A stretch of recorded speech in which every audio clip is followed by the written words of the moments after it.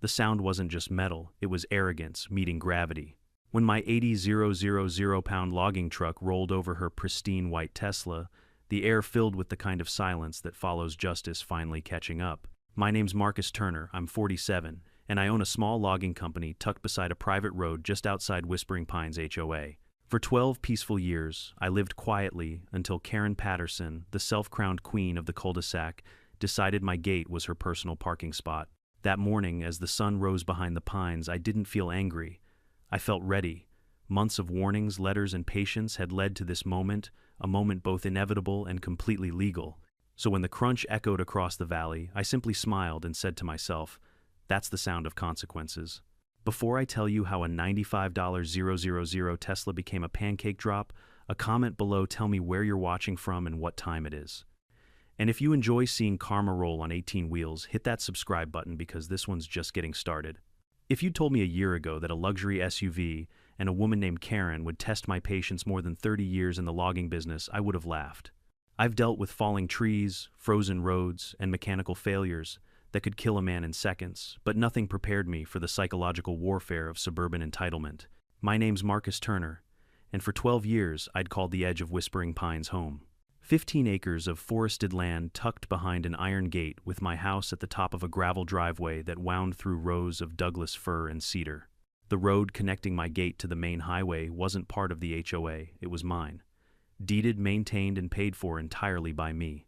I'd even posted 3 metal signs along the fence line, "Private road, no parking trespassers will be towed." For over a decade, nobody had ever tested that rule. The residents of Whispering Pines mostly kept to themselves.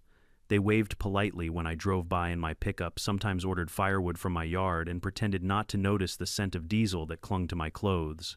It was peaceful, predictable, and quiet. Then came Brenda Karen Patterson. She moved in 6 months ago, right into the biggest house near the cul-de-sac entrance, a $1.2 million monument to self-importance. Her husband, Doug Patterson, was supposedly a lawyer, though that turned out to be more of a creative resume choice. He was a corporate tax accountant for an HVAC company in town. Karen, however, introduced herself as if she were running for office. The first time I met her, she didn't even say hello. She just waved at me from her driveway while holding her phone like she was taking inventory of the neighborhood peasants. The second time I saw her was the start of it all. I was heading home one Tuesday afternoon when I noticed a white Tesla Model X parked right in front of my gate. Its sleek curves gleamed under the sun, blocking my only access in or out. The car's license plate frame read, "Zero Emissions Infinite Entitlement."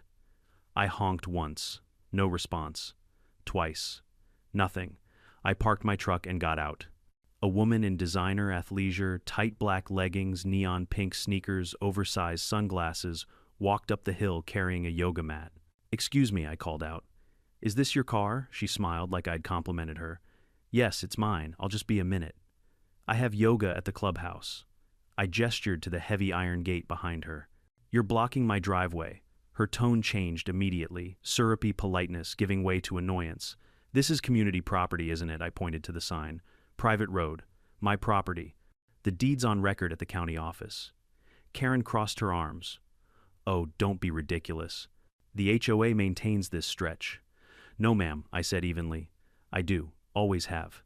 You can check the tax parcel maps if you'd like." She huffed. "I'm sure we'll sort this out. I'll move it when I'm done." Then she turned her back and walked off toward the clubhouse, leaving her car exactly where it was. That was day one. I waited an hour. She didn't come back. Finally, I called the local towing company, but the dispatcher told me, if she's a resident and claims it's HOA property, we'll need proof before we touch it.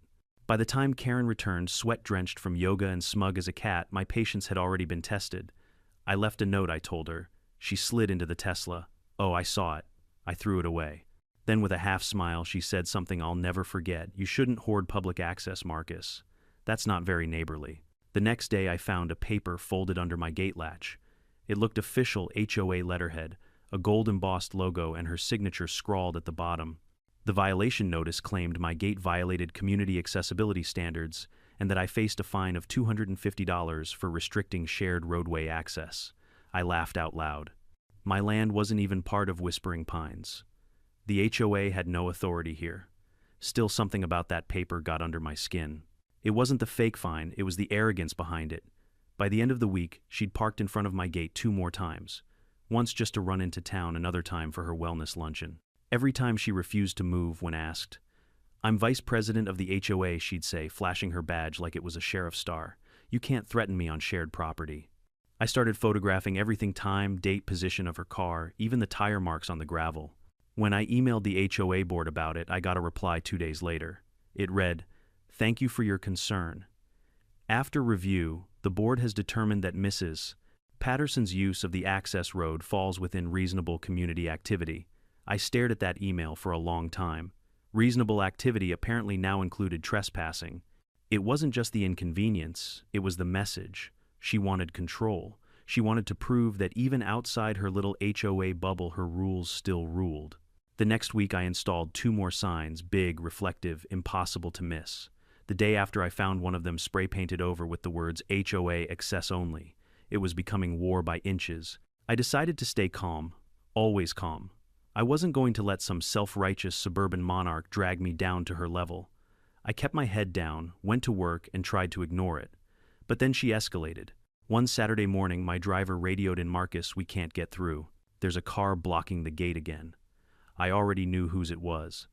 By the time I got there, Karen was standing in front of her Tesla with her arms crossed, recording everything on her phone. "Move your car," I said, stepping out of my truck. She smirked. "Smile, you're on HOA camera." "This isn't a joke, Karen. You're harassing me," she said. "I'll be reporting this to the board." "That's fine," I said, walking back to my cab. "Make sure you mention the $3,500 I just lost, because my delivery truck couldn't get through." That wiped the smirk off her face for about 2 seconds. Then she said, "Maybe you should have been more neighborly." That's when I realized something about people like her. They don't just want to win, they want to humiliate you. Later that night, I called my buddy Tom, an attorney I'd known since high school. I told him everything. He chuckled darkly. "Classic HOA power trip. Document everything. Photos, letters, timestamps. You'll need it later. What about those fake fines she's sending if she's issuing them on property not under HOA jurisdiction?" Tom said. "That's fraud. But don't confront her yet. Stay clean. Stay patient." Patience was my specialty. Logging teaches you that timber doesn't fall the second you swing the axe. You line up the cut, you measure the angle, and when the time's right, you let gravity do the rest. At that point, I didn't know just how far Karen would go or how much she'd underestimate me. But I did know this. She'd already dug herself into the roots of my property. And soon enough, she was going to hear the sound of those roots breaking. By month 2, dealing with Karen had become a part-time job, unpaid, unpleasant, and impossible to quit. Every time I thought she couldn't get any more brazen, she found a new way to test the limits of both property law and human patience. It started small. She'd accidentally park her Tesla half a foot into my driveway, claiming it was too tight a turn otherwise. Then she'd inch closer. Eventually, her rear bumper was practically kissing my gate. Every time I confronted her, she'd flash that same saccharine smile and say, "Relax, Marcus, we're all neighbors here." Neighbors don't spray paint over your signs, though. After I put up 2 new reflective private property no parking signs, I found them the next morning covered in neon pink graffiti HOA road. The spray paint dripped like a signature. I sent the photos to the HOA board. 3 days later, they replied with a single sentence: "We will remind residents to be respectful of shared spaces." Shared spaces. They kept using that phrase like it erased deeds, property lines, and logic itself. I tried to talk sense into Karen one last time, face to face. "Karen," I said, standing by her car one Thursday afternoon, "you're trespassing every time you park here." The sheriff's department already confirmed this is private property. She didn't even look up from her phone. "Oh, the sheriff doesn't understand our community's easement rules. The HOA has jurisdiction." "No, it doesn't. You can't make up jurisdiction." She laughed, twirling her car keys. "Watch me." That's when I knew logic wasn't going to work. The real turning point came 2 weeks later when my delivery schedule collided head-on with her ego. One of my biggest clients, a furniture manufacturer from Portland, had ordered a large batch of Kyline dried Douglas fir. I had a truck loaded and ready worth nearly $25, 0 inches lumber. My driver called me at 7:30 a.m. "Boss," he said nervously, "we can't get through. That white Tesla's back again." I felt my blood pressure spike. "You've got to be kidding." "No, sir. It's right across the gate." I drove down there myself. Sure enough, there it was. Brilliant white, polished, parked dead center, blocking the entrance like it owned the land. The sunlight glinted off the Tesla's surface as if to mock me. Karen wasn't anywhere in sight. I called her cell. Straight to voicemail. I called the HOA office. They said Mrs. Patterson is currently unavailable but will forward your message. My driver was losing hours. My lumber sat idle. Every passing minute was lost income. I took photos, time-stamped everything, and sent them to my attorney friend Tom. He replied within 5 minutes, keep documenting. Don't touch the car, don't even move it. The pattern matters more than the incident. So I waited. Karen finally appeared around noon, carrying a smoothie and wearing her oversized sunglasses like a celebrity avoiding paparazzi. Hey neighbor, she chirped. Hope you don't mind, I was just catching up with a friend. You cost me $3.500 today, I said, trying to keep my voice steady. She looked me dead in the eye and said, maybe you should plan better. Then she got in her Tesla, reversed, and drove off like nothing happened. That was the moment the switch flipped inside me. I'd spent my whole life solving problems with work, patience, and common sense, but Karen didn't operate in that world. She thrived on manipulation, bureaucracy, and the belief that she was untouchable because she could shout HOA louder than anyone else. That night, I made a folder on my desktop titled HOA Nonsense. Inside it, I saved every photo, every email, every timestamp. I even bought a dash camera to record her car each time it blocked my gate. Within weeks, I had over 50 separate incidents documented enough to build a small courtroom drama. And then I found something even worse. While checking my mail one afternoon, I received a letter from a title agency. It mentioned outstanding HOA dues attached to my property. I almost laughed. My property wasn't even inside the HOA boundaries. But when I called to clarify, they sent me a scanned notice of lien that Karen had filed through the HOA system. The document listed my property's parcel number along with her signature as HOA vice president. It demanded $900 in back dues for maintenance of shared access road. She had fabricated a lien. On private land, I forwarded it to Tom, who called me immediately. Marcus, that's fraud. Plain and simple. But don't confront her yet. Let's get it on record first. We filed a complaint with the county clerk's office and sent a formal cease and desist letter through Tom's firm. It was clean, professional, and entirely legal. A week later, I found a new violation notice taped to my mailbox. This one accused me of unauthorized commercial activity and disrupting community peace. I realized she was doubling down, using the HOA as her personal weapon. The lies spread faster than wildfire. Neighbors who once waved now turned away. Some whispered when I passed. I overheard one woman at the gas station saying, "Isn't he the guy running that illegal lumber operation?" It didn't matter that my business was licensed, insured, and operating miles from HOA land. Karen's gossip had done its job. One evening, I caught her standing by the gate with another board member, pointing and laughing while they took pictures of my truck tires.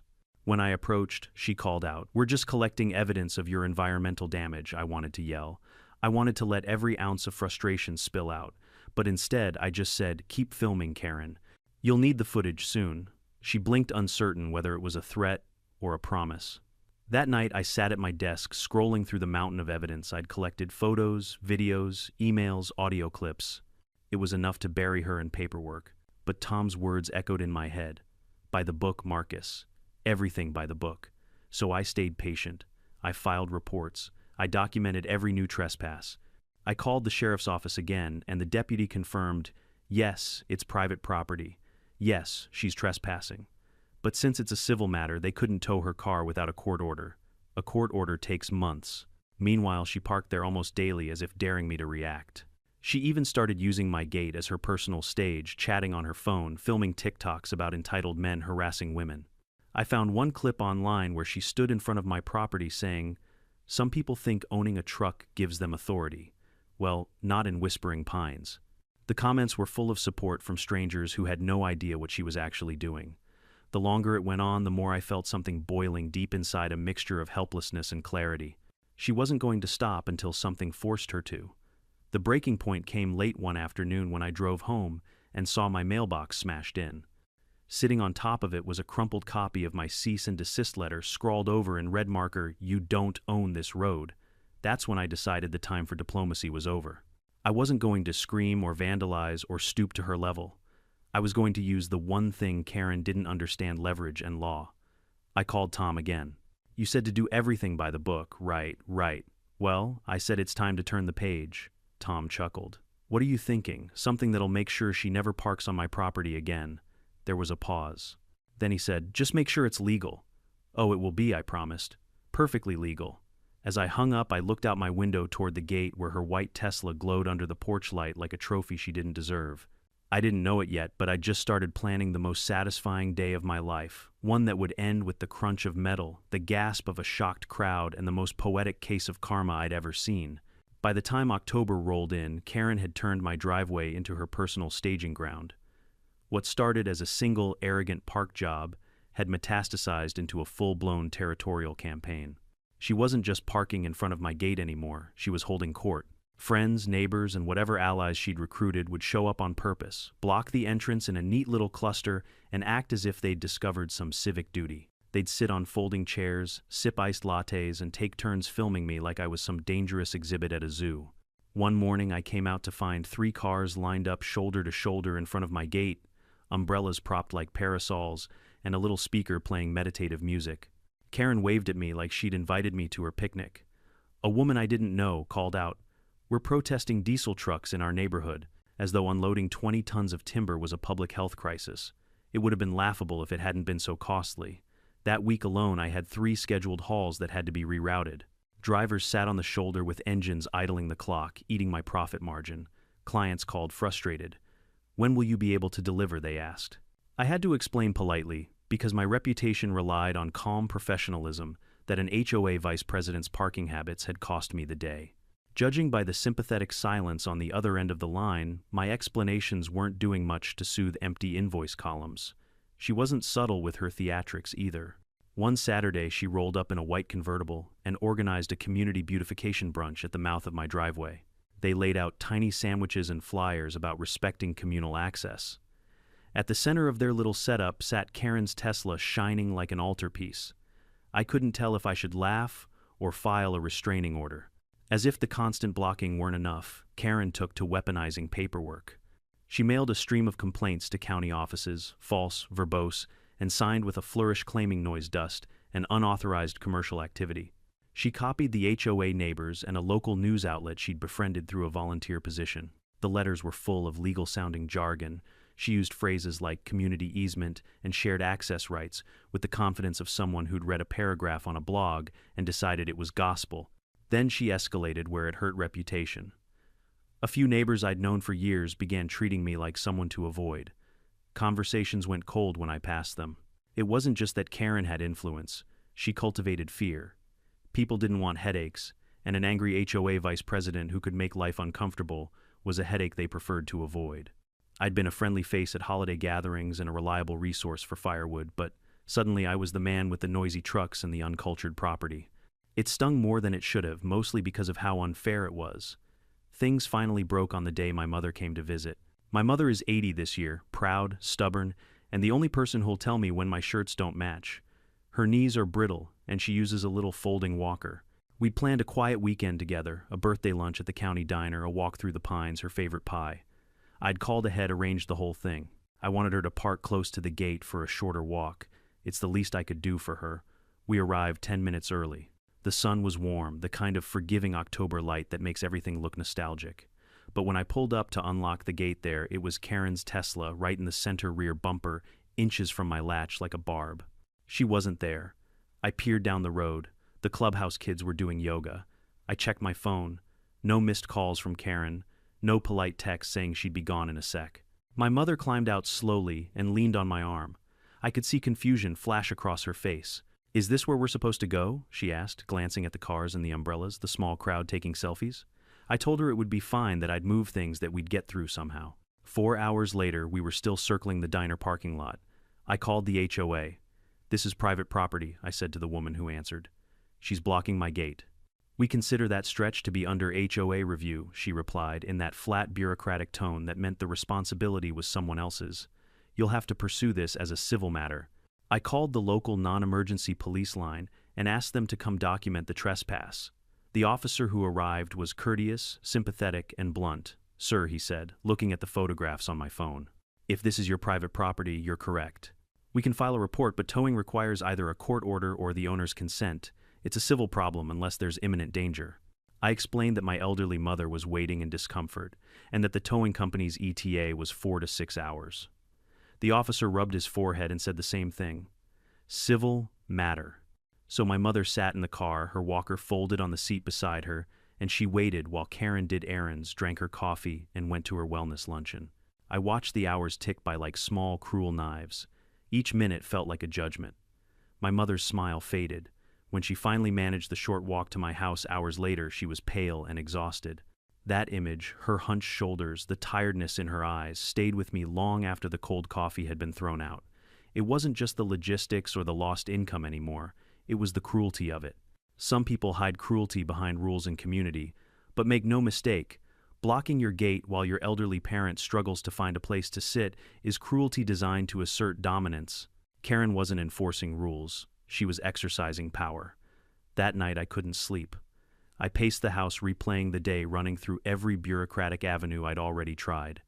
Warnings had been ignored. The HOA had defended her. The sheriff's hands were tied. The towing companies were slow or scared of getting dragged into HOA politics. My folder of documentation sat on the kitchen table like a challenge. I called Tom after midnight. "You were right," I admitted when he picked up. "This isn't about parking. It's about her needing to humiliate me." Tom was silent for a beat. "So do something that humiliates her back," he said plainly. "But do it by the book." By the book, I echoed. We made a checklist: certified notices, visible signage, a public record, a pre-announced legitimate commercial operation scheduled to use the route, cameras pointed at the gate recording in high resolution with timestamps. Witnesses lined up: drivers, neighbors who'd been quietly inconvenienced, even the towing company who'd quoted that 4 to 6 hour window. Tom made sure every step I took would create an impenetrable paper trail. "Make sure it's bulletproof," he said. "No vigilante stuff. No theatrics that can be spun into aggression. Let the law be the hammer." The plan began to look less like revenge and more like strategy. It would take patience, timing, and absolute discipline to keep everything legal. But it would also take the one thing Karen never seemed to understand: consequences. When we hung up, I stood at my kitchen window looking toward the gate where, for the first time in months, the headlights of my own truck glowed like a promise. I sipped the bitter coffee I'd forgotten on the counter and felt a calm settle over me. A dangerous kind of calm, the kind I get when I'm about to fell a tree. I've sized up for hours. I wasn't angry anymore. I was resolute. And I was finally ready to stop waiting for someone else to fix it. Tom's voice on the phone had a way of slicing through the fog. "Document everything. Make it undeniable.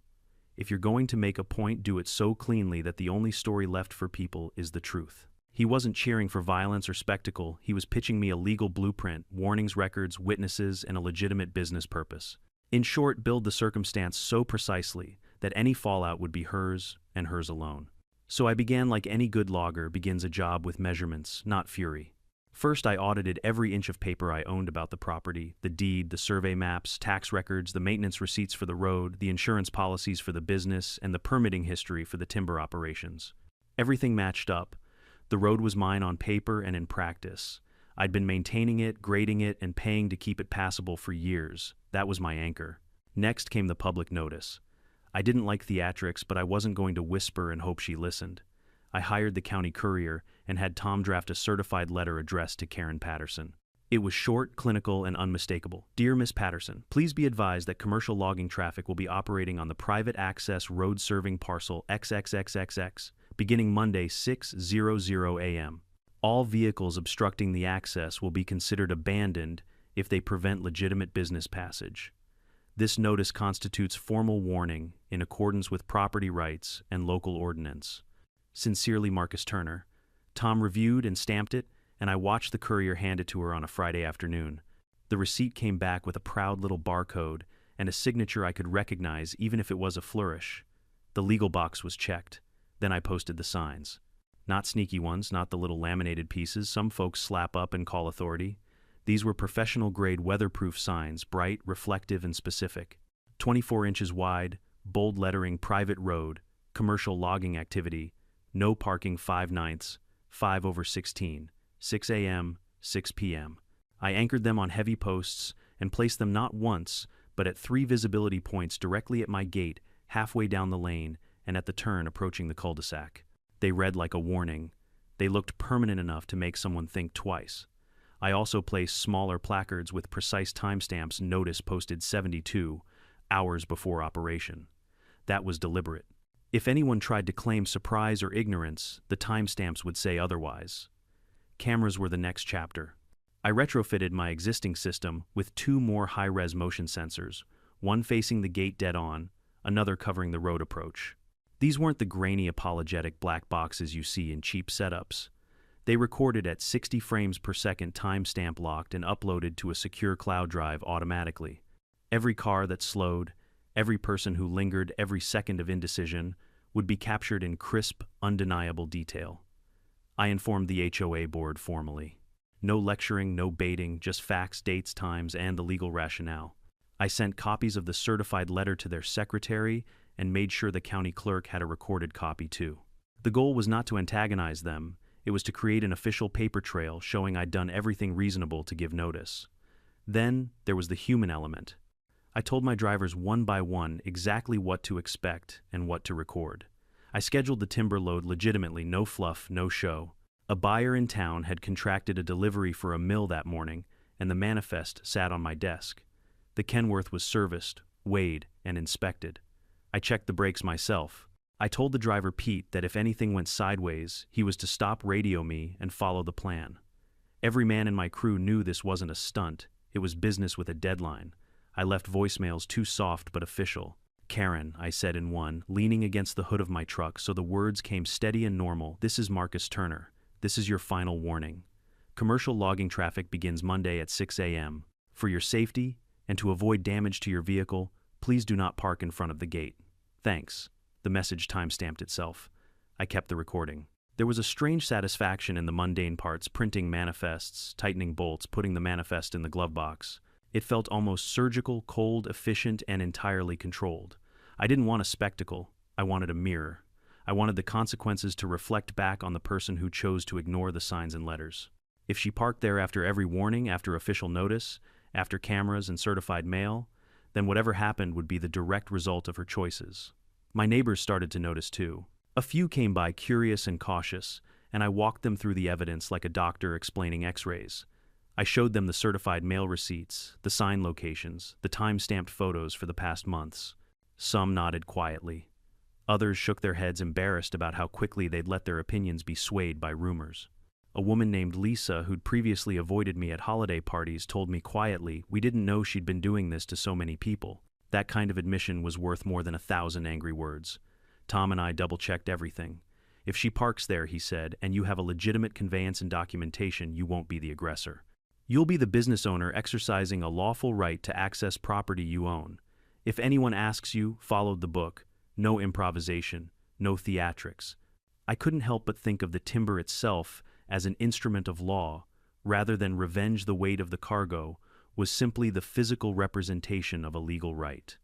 I knew the physics. An 80,000 pound loaded truck carries momentum that a 5,000 pound car cannot resist.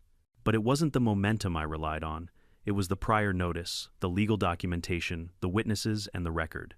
If consequences were to befall the car, the world would see that the owner had been warned, and that the owner had chosen to ignore those warnings.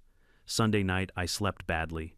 Not because I feared legal consequences, I trusted the documentation, but because of the moral vector the situation had taken.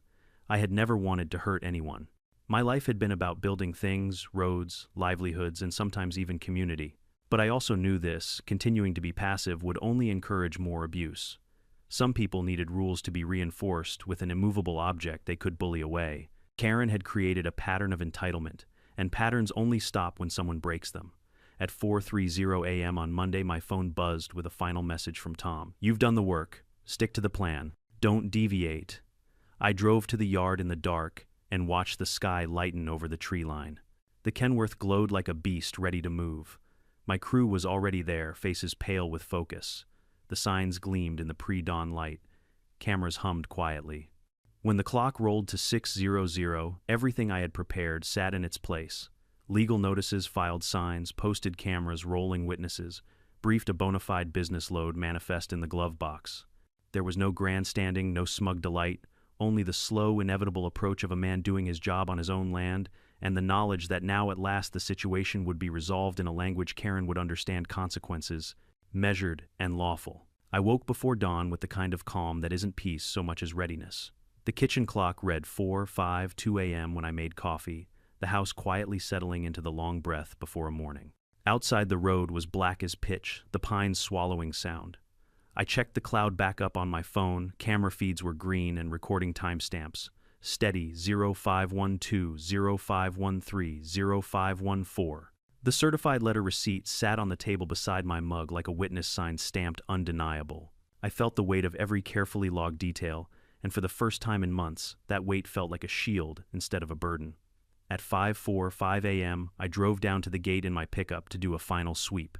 The Tesla was there, white as always, its silhouette oddly elegant against the low light. Someone had put a little tree-shaped air freshener on the mirror comedy in the face of logistics. Karen's car was parked exactly where she'd been parking for months, dead center, twice the distance from the shoulder, as a courtesy required, as if to announce I belong here. I called her cell. It went straight to voicemail. I left a message that was short and flat. Karen, this is Marcus. Commercial logging traffic begins at 6:00 a.m. today. Move your vehicle now to avoid damage. This is your final warning. The phone showed the timestamp when the message sent 0547. The sheriff's office had already been copied on the chain of emails. I had the deputy's name in my notes. I sent him a quick text.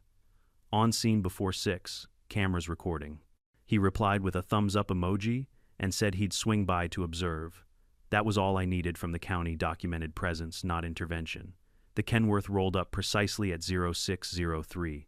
It looked enormous in the dim light headlights, like two low moons, the trailer stacked and secured with 40,000 pounds of Douglas fir that smelled of sap and labor. I climbed into the cab, the seat settling under me like an old friend, and revved the engine gently. The air horn breathed. It was a low, honest sound that belonged to work and not to drama. Pete, my driver, tapped the mic and said, "We're go, Marcus." I thumbed my headset and confirmed, voice steady, "Follow my lead." Cameras on manifest in glove box. If she moves, stop. If she doesn't, proceed slowly. No sudden maneuvers. We eased forward, the gravel crunching under the Kenworth's weight. The truck moved like a force married to inertia. There's a dignity to that kind of weight, as if the machine itself refuses to hurry when it has a job. I could feel the momentum building in a way that's almost meditative if you're used to it, a slow, unstoppable pulse. The Tesla sat there glossy and unperturbed. I hit the air horn twice, sharp, polite blasts. No one came. I shifted to a lower gear and inched the truck forward, every inch of movement deliberate. My cameras recorded in close-up the Tesla's rear bumper, the light reflecting in its chrome trim the way a stray leaf drifted across its hood. My front camera caught Pete's hands on the wheel, tense but controlled. My backup feed logged the distance between the truck and the gate. Everything was documented, sound, sight, sequence. If someone tried to paint what happened as reckless, the footage would say otherwise. At 0607, the Kenworth's bumper kissed the Tesla's rear bumper, an almost tender first contact that in any other situation would be a fender bender and a dashed morning. Karen still didn't appear. I tapped the mic again. "Pete, we're going to push slowly. Keep it steady." The world narrowed. The only sounds were the diesel hum, the subtle groan of the loaded suspension, and the tiny chirp of a neighbor's security camera somewhere down the lane. In slow motion, because memory makes slow motion of things that matter, the bumper compressed metal surrendered, and then a sound like a small apocalypse filled the air, metal tearing, plastic popping, glass spitting like rain. The Tesla's rear folded inward as if someone had sat a heavy hand on it and squeezed. Adrenaline moved through me in an efficient way. I didn't feel rage so much as the cold clarity of someone who had chosen a path and was seeing it through to the end. Pete eased the truck forward another foot. The rear axle of the Tesla dug into the dirt. Its suspension collapsed with a soft, terrible thunk. A high note of a horn from a neighbor's car somewhere down the road added an absurd soundtrack to the moment. Karen came running from the clubhouse like a woman cut from silk and stitched into panic. Her hair was wild, sunglasses askew, and she screamed an animal, a human wail mingled with indignation. People spilled into yards, phones in hand, live streams, starting in half a dozen directions. A chorus of voices swelled. "What the hell, oh my God, call the police." There was the immediate dizzying split between spectacle and law, people reacting to the crash cameras, catching the raw, unfolding scene, while the legal facts sat in tidy boxes on my desk. I climbed down from the Kenworth and walked deliberately to the Tesla. Karen stood by its passenger window, pounding it with her fists, tears streaking mascara down her cheeks. She looked at me as if I'd personally plucked the vehicle from a showroom and tossed it into a crusher. Every indignation she had was packed into those animal sounds. "You can't do this," she shrieked. You'll pay for this. I held up my hand and spoke loud enough for the cameras and the crowd and the deputy who'd just pulled up in his cruiser to hear. Karen, I said, voice level, you were warned. Certified letter, posted signs, public notice, everything. You chose to park on private property after every notice. I called you. I called the sheriff. We gave you every chance. She babbled about rights and lawyers and damage and television. The deputy looked through the cloud feed on my phone, scrolling through timestamps like a doctor flipping patient charts. He closed his mouth, meeting my eyes. Sir, he said to me, we documented the warnings. She was notified. This is complicated, but the facts are the facts. Karen's calls to her insurance company were immediate and furious, yelling about theft, vandalism, assault. Her husband arrived somewhere in the middle of her tirade, breathless, flustered, insisting he'd been at an appointment and couldn't possibly have known. Neighbors gathered, some with sympathetic faces toward Karen, others with looks of dawning comprehension. Someone from the HOA arrived and stood awkwardly at the edge of the crowd, eyes flicking between the mangled Tesla and the neat stack of certified mail receipts someone had handed them. I let the cameras roll. I answered questions with the precise, damped voice of a man who had covered his tracks cleanly. We gave notice, I said to a local reporter, who elbowed forward. This was business on private land. We proceeded after proper warnings. Karen's meltdown crescendoed, screaming into a phone, then collapsing onto the hood of her destroyed car, as if the metal itself had betrayed her trust. Her followers posted snippets online within minutes, shaky videos with breathless commentary, slow pans of crushed aluminum, a woman in tears, a monster in a hard hat. The internet would pick this apart in hours, but the record, my record, was immaculate. Time-stamped video, certified mail, posted signs, witness statements, a manifest in the Kenworth's glove box. As deputies took witness statements and cataloged the wreckage, a kind of stunned hush settled on the cul-de-sac. The air smelled of diesel and crushed metal and something like possibility, people whispered. An elderly neighbor I'd once cut wood for walked up and put a hand on my arm. Good on you for being patient, she said softly. It wasn't triumph. It wasn't joy. It was the quiet satisfaction of a man who'd run the ledger and found the balance kept, hard-won, calculated, and utterly final. I recorded one last clip on my phone before the deputy asked me to step aside for formal questioning. I looked straight into the lens and said, for anyone watching later, next time read the sign. Then I turned to face the swarm of microphones, the officer's clipboard, Karen's wails, and the steady blinking of the security cameras, everything that would carry the rest of the story into the light. You can tell when someone's entire illusion of power cracks. It doesn't happen in a scream, it happens in the silence afterward. That morning, once the diesel fumes faded, and the sheriff's deputy started writing his report, that silence hung heavy in the air. The HOA members stood frozen in the street, clutching their phones like crucifixes, unsure if they should comfort Karen or film her. I just stood near my gate, hands in my pockets, feeling like I'd finally taken back something she'd stolen from me months ago, my peace. Karen's white Tesla looked like a crushed soda can. The rear half was folded, the tailgate split open, battery fluids leaking into the dirt. The hood, once her pride and joy, had been warped and twisted until the T logo looked like a crooked grin. The deputy's pen scratched slowly across the paper. Mr. Turner, he said, voice steady. I've confirmed you gave notice, multiple notices, including a certified letter, visible signage, and verbal warnings. You also notified my office this morning before operations began. Yes, sir, I said. He nodded toward the mangled car. This will be recorded as a civil incident resulting from trespass on private property. No criminal charges are pending. That last sentence hit Karen like a bullet. She'd been standing off to the side, muttering about malicious destruction, but the deputy's tone made it clear the show was over. What? She shrieked, storming toward him. You're just going to let him get away with this? He destroyed my property. The deputy didn't flinch. Ma'am, your car was illegally parked on land you do not own. He provided multiple warnings in writing and verbally. You were explicitly told that commercial vehicles would be using the road today. I don't care, she screamed, face flushed red. I'm HOA vice president. I represent this community. The deputy raised an eyebrow. Not on this road, you don't. That one line should have gone on a t-shirt. Karen's husband Doug arrived right then, still in his pajama pants socks, half on, clutching his briefcase like it was going to save him. He looked at the Tesla, then at Karen, then at me. Honey, what did you do? What did I do? She howled. He crushed my car with a logging truck. Doug looked at the deputy, who simply showed him the evidence copies of the letters, photographs of the posted signs, time-stamped video from my security feed. The poor man just sagged. Brenda, he muttered, using her real name, a sign that even he'd dropped the act. "You didn't read any of this, did you?" Karen's voice cracked. "I didn't think he'd actually. That's the problem." I cut in quietly but clearly. "You didn't think." The cameras caught that line, and within hours it was everywhere. By mid-afternoon, the HOA board had called an emergency meeting at the clubhouse.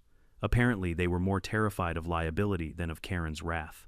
The community Facebook page exploded. Some residents defended her. "Marcus is a bully, this is too far," but others started sharing screenshots of her past violation, notices the fake fines, even clips of her blocking my gate. The narrative turned fast. By evening, the video titled "HOA Karen Gets Her Tesla, Crushed by Logging Truck Justice Served" hit the internet. It had been posted by one of the teenagers from down the street. The kid even added dramatic music. It went viral overnight. I didn't ask for fame, but fame found me anyway. Local news showed up by noon the next day, filming the tire marks, the flattened Tesla, the private road signs, still shining proudly in the Sunday. They interviewed neighbors. Some acted shocked.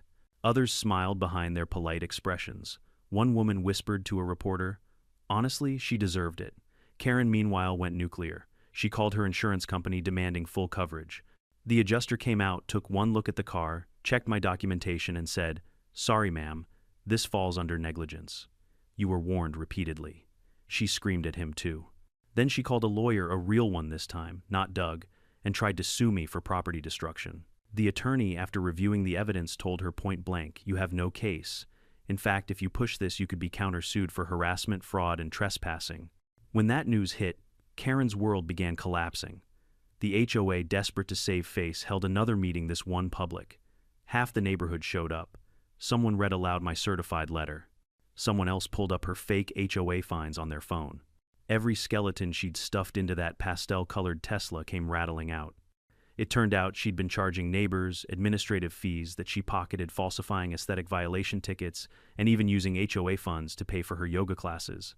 I wasn't even there. I didn't need to be. Her empire was eating itself alive. Doug tried to keep his head down, but gossip travels fast. By Friday, he was packing boxes. Karen stood in her driveway shouting at him about betrayal, while movers pretended not to hear. It would have been sad if it weren't so poetic. The same week, the sheriff's department released a short public statement. After reviewing evidence provided by both parties, no criminal wrongdoing was found in the incident at Whispering Pines. "The matter has been settled civilly. That was it. Case closed." The HOA board sent me an email 3 days later. They didn't apologize directly, people like that rarely do, but they included the phrase, "We recognize your right to maintain access to your private property." I printed it and framed it in my office. As for Karen, the viral video destroyed her reputation faster than my truck had destroyed her car. People turned her name into a meme. "Don't pull a Karen" became shorthand for ignoring boundaries. She deactivated her social media, but it was too late. The internet remembers everything. Neighbors who had once avoided me began stopping by to talk again. One brought a pie. Another offered to help repaint my mailbox. Even the HOA president, a mild man named Henry, knocked on my door one afternoon and said, "I never liked how she ran things, Marcus. I'm sorry it took all this for everyone to see what she really was." I shook his hand and said, "Better late than never." By the following week, the HOA board voted to remove her permanently. She showed up at the meeting to protest, but no one wanted to hear her anymore. Her voice, once booming and bossy, just sounded tired. The funniest part, 2 days later, a used car dealer towed away the Tesla carcass and posted a listing online. "Slight damage, runs great." One previous owner, "Emotional mileage may vary." I laughed harder at that than I had in months. When her insurance claim officially closed, denied due to owner negligence, she tried one last stunt, a local TV interview. But when the reporter asked, "Do you admit you were parked on private property?" after receiving multiple warnings, she just froze, blinked twice, and mumbled, "I'd rather not discuss that." The segment aired once. Public sympathy was non-existent. That weekend, peace finally settled over Whispering Pines. The air smelled like pine resin again instead of tension. For the first time in months, no cars blocked my gate. I cleaned the gravel, repainted the gateposts, and replaced the dented latch. My new sign read, "Private road, respect gets you further than arrogance." That line made the local paper. I thought it was over, and in the big sense it was. But the best twist came 2 weeks later in a thick white envelope from Heritage Mutual Insurance Company. They wanted clarification on liability, a final review before closing their file. They asked for documentation supporting your lawful operation at the time of the incident. I smiled. I sent them a USB drive labeled "Full Documentation," Turner logging case. Inside 67 pages of photos, 13 video clips, 6 witness statements, 2 copies of certified mail, and a notarized timeline. A week later, they sent back a letter that read, "Dear Mr. Turner, upon review of the evidence, we find no liability on your part. The claim is hereby denied, and the case is considered closed. Thank you for your thorough cooperation." It was the most satisfying paragraph I'd read in years. Karen stopped showing her face around town. Word spread that she'd put her house up for sale and was looking for a new start. No one bothered to wish her luck. Justice had already wished her goodbye. The quiet after chaos is a strange thing. It doesn't come with fanfare or fireworks. It seeps in slowly, like the sound of wind returning after a storm has passed. That's how it felt in the weeks that followed the Tesla incident. The air around my property was finally still again. No more cameras, no more shouting, no more pastel-colored SUVs blocking my gate like trophies of arrogance. Just the steady hum of cicadas, the crunch of gravel under my boots, and the deep familiar rhythm of peace. I hadn't realized how much tension I'd been carrying until it was gone. For months, every drive home had been a coin toss. Would my gate be blocked today? Would there be another fake fine stuck to my mailbox? Another note scrawled in self-righteous ink? Now when I turned down my private road, the only thing waiting for me was the smell of pine sap and sawdust. Karen Patterson had vanished. After the viral storm, she'd stopped showing her face around Whispering Pines altogether. The HOA board had quietly voted her out, stripping her of her title, her decorative parking privileges, and her tiny empire of fines and forms. Her husband, Doug, had moved out first, no surprise there. Word through the grapevines said he'd rented an apartment in town and filed for separation. By the time the for sale sign appeared in front of their house, even the gossipers had run out of new material. I drove by once about a week after the sign went up. Out of curiosity, not pettiness. The yard, once trimmed to within an inch of its life, had started to wilt.